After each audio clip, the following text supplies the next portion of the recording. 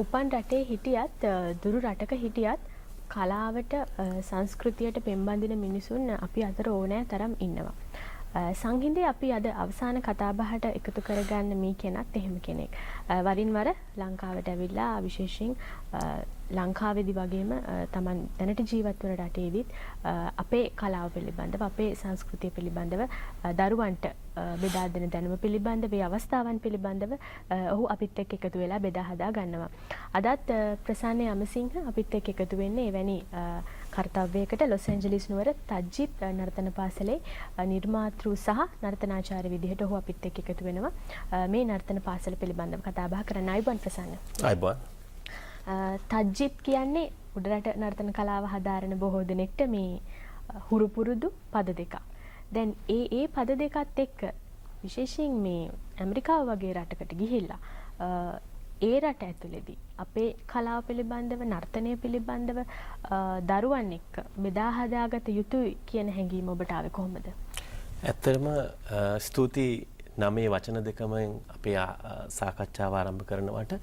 මොකද තජ්ජිත් කියන පද දෙකම පවා මම ගන්න උත්සාහ කරේ මේ රටේ ඇමරිකාවේ හැදී වැඩි අපේ ජීවත් වෙන දරුවන්ට අපි කොහොමද මනසින් මේ සාම්ප්‍රදායික නර්තනය කියන එක ඇඟට දාන්න එක උපක්‍රමයක් තමයි නම. මොකද තජ්ජිත් තොන්නම් කියන්නේ උඩට නැටුම් කලාවේ ප්‍රධාන බෙර අක්ෂර 4. ඒ බෙර අක්ෂර 4 මත තමයි සෑම පදයක්ම පදනම් වෙලා තියෙන්නේ. ඉතින් මේ තජ්ජිත් කිව්වහම මට හිතුණා දරුවන්ට මේක ඇහෙනකොට කරන්ට වඩා මට හිතෙනවා මේ වචන දෙක ඇත්තට මේ වචන දෙක නිසාම ලංකාවෙත් ජනමාධ්‍යෙන් පවා ලොකු නැඹුරුවක් අපේ ආයතනයට ලැබිලා දෙන්න ඒගොල්ලන්ගේ මනස හදන්න ආකල්පමය වශයෙන් ඒගොල්ලන්ව මේකට නැඹුරු කරගන්න අරමුණින් තමයි මම තජ්ජිත් කියන නම මෙම ආයතනය සඳහා නම් තැබීම හැටියට අපි සිද්ධ කරේ. දැන් ඇමරිකාව කියලා කියන්නේ බටහිර රටක්. දැන් වෙනස්ම සමාජ ක්‍රමයක් මේ රට ඇතුලේ තියෙන්නේ. එතකොට ඒ වගේ රටක ඉපදුණු දරුවන් පවා ඒ සමාජ ක්‍රමයත් එක්ක තමයි අනුගත වෙලා ඉන්නේ. සමහරට ලාංකික දරුවන් වුණත් ඇත්තටම ඒ තියෙන පරිසරයත් එක්ක ඒ සමාජ ක්‍රමයට අනුගත වෙන්න සිද්ධ වෙනවා. ඒ වගේ පරිසරයක් ඇතුලේ මේ ඇමරිකාවේ ජීවත් වෙන ලාංකීය දරුවන්ට මේ වගේ නර්තන කලාවක් මේ වගේ සංස්කෘතියක් සමීප කරන එක පහසු වැඩක්ද? ඇත්තට මේක ලොකු අභියෝගයක්. විශේෂයෙන්ම දරුවන්ගේ භාෂා දැනුම මොකද ගෙවල් වල සිංහල දෙමව්පිය භාවිතා කරාට එහෙ ඉපදිලා එහෙ පාසල් යන එහෙ සමාජ ඇසුරු කරන දරුවෝ සිංහල භාවිතයෙන් ගොඩක් ඈත් වෙලා ඉන්නේ. ඉතින් අපි කියන එක තේරෙනවා බොහෝ දුරට. නමුත් සිංහල භාවිතයක් නැහැ. ඉතින් මේ භාෂා ප්‍රශ්නේ අපිට ගොඩක් බලපානවා නර්තනය වගේ විෂයක් ගැඹුරින් අධ්‍යයනය කරන අවස්ථාවලදී. ඒ වගේ මේගොල්ලන්ගේ ආකල්ප. මොකද මම මේ ප්‍රශ්නෙටම ඇඩ් කරන්නම් මේ ආය නර්තන පාසලේ අරමුණ. මොකද මම මේ නර්තන පාසල ආරම්භ කරනකොට අවුරුදු 5කට කලින් අපි අරමුණු කරගත්තේ මම සහ මේ නර්තන පාසලට සම්බන්ධ වෙලා ඉන්න දෙමව්පියෝ අපි අරමුණු කරගත්තේ මේ දරුවන්ට තාක් දුරට හරි ඒ දරුවන්ට දෙන්නේ කොහොමද? එතකොට නර්තනය කියන්නේ ඕනම දරුවෙක් හරිම ආසයි එකට. ඒ කියන්නේ නර්තනය කියන්නේ ඕන කෙනෙක් බලන රස විඳින දෙයක් ඉගෙන ගන්න ආසයි නටන්න ආසයි විශේෂයෙන් ගෑනු දරුවෝ. ඉතින් මේ දරුවන්ට අපිට නර්තනය හරහා නර්තනය උගන්වලා අපිට ඒ හරහා මේගොල්ලන්ට දෙන්න පුළුවන් නම් යම් දෙයක් එදා ඒ දෙමව්පියෝ ලංකාවේ ජීවත් වෙනකොට හෝ ඒ දෙමව්පියන්ගේ දෙමව්පියෝ ලංකාවේ ජීවත් වෙනකොට ඒ දැක්ක දුටු දේ මේ ලංකාවේ සමාජයේ මේ දරුවන්ට හැම තැනම දකින්න තියෙන මේ අපේ ශිල්පීය කලාත්මක නැඹුරුව ඒ දරුවන්ට දෙන්න පුළුවන් නම් කොච්චර හොඳ දෙයක්ද කියන එක අරමුණින් තමයි අපි මේ ආයතනය පටන් ගත්තේ. ඉතින් ඒකෙදි අපි උත්සාහ කරන්නේ ඔබතුමිය සඳහන් කළ අභියෝගය ජය ගන්නමයි. ඒක අභියෝගයක්ම තමයි. නමුත් මම විශ්වාස කරනවා ඒ දෙමව්පියන්ගේ කැපවීම සහ මගේ අරමුණ මගේ දැක්ම සහ මගේ කැපවීම මත අපි ඒ අරමුණ ඉතාමත් යහපත් ආකාරයෙන් ජය ගන්න අපට අවුරුදු 5ක් තුල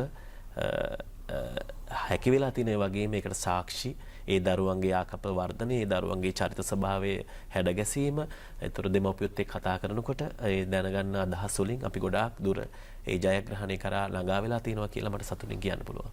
දැන් ලංකාවේ ජීවත් වෙන අපේ දුවදරුවන්ට නම් මේ කලාවන් නර්තන කලාවන් මේ සංස්කෘතිය බොහොම හුරු පුරුදුයි. සමහරක් විට නර්තනයේ දෙන නොහැකි කෙනෙක්ට වුණත් සාමාන්‍යයෙන් බෙරපදයක් ඇහෙනකොට නිකන්ම අපි ඒ රිද්මයට අපි අනුගත වෙනවා. හැබැයි දැන් මේ දරුවන්ට අපිට එහෙම උදාහරණ ඒ රටේ දැක ගන්නට ලැබෙන්නේ නැහැ. ඔබතුමා ළඟට આવොත් තමයි මේ දේ ඉගෙන ගන්න පුළුවන් වෙන්නේ. කොහොමද එවැනි දරු පිරිසක් එක්ක කොහොමද මේ කලාවට වුණු අනුගත කරවා ගත්තේ? කොහොමද පුහුණු වීම කටයුතු සිද්ධ කළේ? ඒක නැත් අපි කියමු. ඔව් ඇත්තටම මේ මම ලොස් ඇන්ජලිස් නුවර ප්‍රථම නර්තන පාසල ශ්‍රී ලංකීය සාම්ප්‍රදායික නර්තනයට අදාළ පාසලක් ආරම්භ කර නිර්මාතෘවරයා වුණාට මම අවුරුදු 5කට අවුරුදු 7කට කලින් ලොස් ඇන්ජලිස් නුවර පිවිසෙනකොට නර්තනය කලාවන් අපේ කලා උළෙලවල් අඩු නගරයක් නෙමෙයි. ඇත්තටම ලංකාවේ තරමටම අපි මේ ප්‍රමිතියට දැන් ඒ ප්‍රමිතියට උත්සව පැවැත්වෙනවා. ඒ කාලෙත් යම් තාක් දුරට පැවැත්වුණා. ඉතින් මේ දරුවෝ මගේ ගිය අවුරුද්දේ කලෙලි බැසපු දරුවෝන් 12 දෙනා ඒ කාලේ අවුරුදු 10 11 වයස වගේ කාලේ මේ දරුවෝ යම් නිර්මාණවලට එහි ඉන්න නර්තන ගුරුවරු ඉන්නවා, සංගීත ගුරුවරු ඉන්නවා, නොයෙකුත් ආකාරයෙන් ඇමරිකාවට පිවිසිච්ච අය. ඒගොල්ලන්ට හැකියාව වෙනුවෙන් යම් සේවයක් දරුවෝ වෙනුවෙන් කරනවා. ඉතින් ඒ අතරතුර මේ දෙමව්පියෝ හරහා මේ දරුවෝ සම්බන්ධ කරගෙන යම් නිර්මාණ තුලින් ඒ කියන්නේ මේ හඬ තාල ගැන පොඩි performance විශේෂයෙන් stage performance කියන එක මට හරි ලේසි වුණා හදන්න. මොකද මේගොල්ලන්ට හුරුවක් තිබ්බය ගැන. එකම දෙයකට තිබුණේ හරියටම සාම්ප්‍රදායික තාල නාදවලට මේ පද සවලට ඒ නිර්මාණ ගැප්පුන් නැති එක විතරයි සහ ඒකට අවශ්‍ය කරන ඔබතුමිය දන්නවා ඇති අපි සාම්ප්‍රදායික නර්තන කලාවේ මැන්ඩිය අත් ගන්න ආකාරය මේ හැම දෙයක්ම එක්සර්සයිස් එහෙමනම් පාසරඹ ගොඩ සරඹ තුලින් ගොඩ නැගෙන දෙයක්. ඉතින් මේ බේසික් එක මේ පදනම නැති එක තමයි ඇත්තටම මගේ ලොකු කණ්ඩායමේ දරුවන්ට තිබුණේ. ඉතින් ඒ නිසා මම ඇත්තටම මේ අවස්ථාව මතක් කරන්න කැමතියි. ලොස් ඇන්ජලිස් නුවර මම දැන් නර්තන පාසල් තවත් තියෙනවා. ඒ කාලේ නර්තන පාසලක් තිබුණේ නැහැ. ඉතින් නමුත් කණ්ඩායම් වශයෙන් හැදිලා ගොඩාක් අය කැප වෙලා ගෙවල් වල ප්‍රැක්ටිස් කරගෙන ඒ කලාවල වලට මේ දරුවෝ ඉදිරිපත් කරපු ගුරුවරු ගුරුවරු මට්ටමට ඉගෙන ගත්තා ඉන්නවා. ඒත් ඒගොල්ලෝ මේ තමයි මම මතක් කරනවා. මොකද ඒගොල්ලෝ හදපු තෝතැන්න තමයි මම ඇත්තටම ශාස්ත්‍රීය කරලා දැන් ඒ දරුවෝ යම් තාක් දුරට සාම්ප්‍රදායික නර්තනය කියන්නේ මොකක්ද කියලා අවබෝධයෙන් එහි ගුණාත්මක භාවය රැක ගන්නමින් රඟ දක්වන්නේ. දැන් ඒ දරුවොත් එක්ක අවුරුදු 5ක කාලයක් ගෙවලා විශේෂයෙන් නර්තන කලාව ඇතුලේ ඔවුන්ට තබන්න පුළුවන් එක සංදිස්ථානයකට එක පියවරකට ඔවුන් එක්ක ඔබ පැමිණලා තිබෙනවා. කලෙලි මංගල්‍යයක් හරහා දරුවන්ට මේ සාම්ප්‍රදායික චාරිත්‍ර වාරිත්‍ර පිළිබඳවත් ලොකු අවබෝධයක් ලබා දෙන්න ඔබ කටයුතු කළා. මේ උත්සවය පිළිබඳව කොහොමද දැන් ඇමරිකාව වගේ රටකදී කොහොමද මේ වගේ උත්සවයක් සංවිධානය කරගත්තේ? කොහොමද හරියටම මේ චාරිත්‍ර වාරිත්‍ර ඉෂ්ට සිද්ධ කළේ? අපි ගැන කියමු. ඔව් ඇත්තටම මේ දැන් එහෙ ඉගෙන ගන්න ලංකාවේ වගේ නෙමේ එහෙ නර්තනීය ගුණ ඉගෙන ගන්න ළමෙක් ලොකු කැපකිරීමක් කරන්න ඕනේ මේ කාලය සම්බන්ධයෙන්. දෙමව්පියොත් එහෙමයි මමත් එහෙමයි.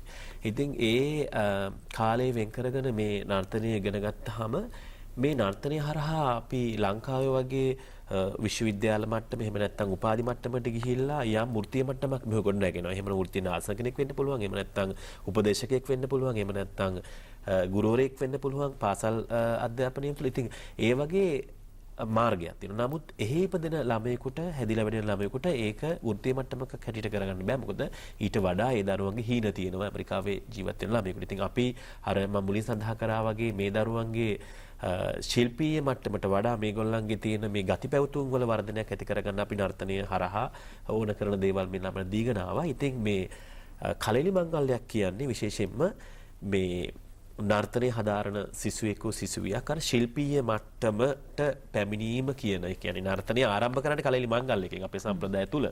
දැන් චුට්ටක් ඉතින් ලංකාවේ දේවල් ගොඩක් වෙනස් වෙලා වාණිජකරණය වෙලා ඒ තත්ත්වය වෙනස් වෙලා තියෙනවා. නමුත් එහෙදිත් මේ කලෙලි මංගලය මම පාදක කරගත්තේ මේගොල්ලන්ට මේ කලෙලි මංගලය කියන්නේ නර්තනයේ සිසුවියෙක් හෝ සිසුවෙක් හදාරලා මේ ශිල්පීය මට්ටමට පැමිණීම ලංකාවේ කොහොමද සිද්ධ වෙන්නේ? ඉතින් අවුරුදු 5ක් තුල අපේ මේ මහා සාගරයක් වගේ දැනුම් සම්භාරයකින් ජනිත වෙන මේ නැටුම් කලාව ඉගෙනගෙන ඉවර වෙලා කලෙලි බහින්න බෑ. සාමාන්‍යයෙන් නාද තාල භාව පිළිබඳ යම් අවබෝධයක් තියෙන ගුරුවරයා විශ්වාසය රැකගෙන ඒ අධ්‍යාපනයේ කටයුතු කළ සහ දක්ෂතා දක්වන දරුවෙක් කලෙලි බස්සනවා. ඒක තමයි සාමාන්‍ය සම්ප්‍රදාය. සහ ඒක පිළිවෙලට ගුරුවරයෙකුට ඉගෙන ගත්තා. ඉතින් ඒ ටික මම සම්පූර්ණ කරලා මට ඕන වුණා මේ කලෙලි මංගල්‍ය ඇත්තටම ලංකාව විදිහට කරන්න. නමුත් මම ටිකක් කනගාටු වෙනවා මම ලංකාවේ කලෙලි මංගල්‍ය දකින්නවා. ඒ වගේ ටිකක් දැන් සම්ප්‍රදාය එළියට ගිහිල්ලා අර නිකන් හරි හදිස්සියෙන් හරියට කරනවා. නමුත් මම මේක ගොඩාක් කාලයක් අරගෙන හරිම සාම්ප්‍රදායික මෙවලම් භාවිතා කරලා ලංකාවෙන් තමයි මම හැම දෙයක්ම එහෙට අකඩමි හැම දෙයක්ම ගෙනියන්නේ. කියන්නේ ඇඳුමේ ඉදි කට්ටි නූලේ බොත්තමේ ඉඳන් හැම දෙයක්ම ලංකාවෙන් තමයි මට ලංකාවේ ගොඩක් අය උදව් කරනවා ඒකට. ඒ වගේ කලිලි මංගලයටත් අපි අවුරුදු මම හිතන්නේ අපි අවුරුදු 2කට කලින් තීරණය කරේ අම්මා සංචිතයක් තේරුවා අවුරුදු 2කට කලින් උත්සවයක් අතරතුර ඒ සංචිතය තෝරු දවසෙන්ම දෙමව්පියෝ මම මට සංඝ වස්ත්‍රාභරණ හදන ලංකාවේ මගේ හිත මිතුරෝ මට හඬපට හදන මගේ හිත මිතුරයෝ මං ඉල්ල ගන්න මගේ යාළුවෝ මට උදව් කරන ඒ හැමෝගෙම ලොකු උදව්වක් ඇතුව මම ඒ සම්ප්‍රදාය අපිට ඇමරිකාව තුල කරන්න පුළුවන් උපරිම මම හිතන්නේ ලෝකේ දැන් ඒ අපේ කලිලි මංගල්‍ය ගොඩක් ජනගත වුණා මේ ජනමාධ්‍ය තුලින්. ඉතින් ලෝකයේ එවැනි වූ සාම්ප්‍රදායික මට්ටමින් මංගල්‍යයක් මෙතෙක් වෙලා නැහැ කියලා ඉතින් හරිම සන්තෝෂයි අපිට ඒක ඉහළින් ජය ගන්න පුළුවන් වුණා. හොඳයි. මේ හැම කාර්යභාරයක් එක්කම මේ හැම මෙහෙවරක් එක්කම ඒ මෙහෙවර ඇගීම වෙනුවෙන් සම්මානයකුත් ලැබුණා නේද? පොඩ්ඩක් ඒ ගැනත් අපි කතා කරමු. අපිට රූපරාම කීපයකුත් දකින්න පුළුවන් වේවි. ඔව්. හරිම සන්තෝෂයි කියන්න මම අපිට දායාද කළ අපේ සංස්කෘතියේ විශේෂ අංගයක් මතු පරපුරට බෙදා දෙන්නට අවැසි වෘත්තීමය සුදුසුකම් අත්දැකීම් සහ දැඩි කැපවීමකින් පොහොසත් වූ ඔබේ ආගමනය අපේ දුවදරුවන්ගේ පෙරපිනකට සිදු වූවක් යැයි අපි විශ්වාස කරමු. නවකයන් ප්‍රබල දක්ෂයන් බවට විශාල පරිශ්‍රමයක් යොදා ඉතා සුළු කාලයකින් පරිණාමණය කළ ඔබ උසස් ප්‍රවෘත්තියක් වේශ සැලසුම් වල පවා ඇති කරමින් අපේ ප්‍රජාව තුළ සටහන් කළ ඒ හැරවුම් ලක්ෂයට පිදෙන අපගේ ආචාර්ය ඔබේ ඉදිරි ගමනට ශක්තියක් වේවායයි අපි අවංකවම ප්‍රාර්ථනා කරමු. ඇත්තට මේ සම්මානය මට හම්බුනේ 2016 වර්ෂයේදී මම නර්තන පාසල ආරම්භ කළ අවුරුදු 3ක් වගේ යන කාලය තුළ හරිම සන්තෝෂයි. ඉතින් ඒ හේතුපාඨය අසපු කෙනෙකුටම දැනෙන්න ඇති ඒ සමාජය ඒ මං කරන කාර්යභාරය මොනතරම් දුරට අගයනවද කියලා. ඉතින් ඒ කියපු වචන හරියටම හරි මට හැකියාවක් ලැබුණා. එදා මම යනකොට තිබුණු ඒ ළමයින්ගේ ගැම්ම සහ ඒ අනිත් ගුරුවරුන්ගේ උනන්දුව මත තිබුණු කලා උළෙලවල් වල යම් ප්‍රමිතියකට වස්ත්‍රාභරණයේ සිට නිර්මාණ පද තාල මේ අපි ගොඩක් නව පන්නේ පත් කරන්නේ දරුවන්ට අවකාශය ලබා ගන්න දෙන්නට මම ගොඩක් උත්සාහ කරා කැප වුණා. ඉතින් ඒකේ ප්‍රතිඵලයක් තමයි මේ සම්මාන ලැබීම. හොඳයි. අපි විශ්වාස කරනවා ඉදිරියේදීත් ඔබට හැකියාව ලැබේවි කියලා මේ දරුවන්ට ඔබේ දායකත්වය ලබා දෙන්න විශේෂයෙන් නර්තන කලාව කෙරෙහි ඔවුන්ගේ තිබෙන මේ ඇල්ම බැල්ම දෙගුණ තෙගුණ කරන්නට. එහෙමනම් අපි බොහොම ස්තුතිවන්ත වෙනවා ප්‍රසන්න යම්සිංහ මහත්මයාට අද සංගීතයට පැමිණියාට බොහොම ස්තුතියි. අයබෝන්.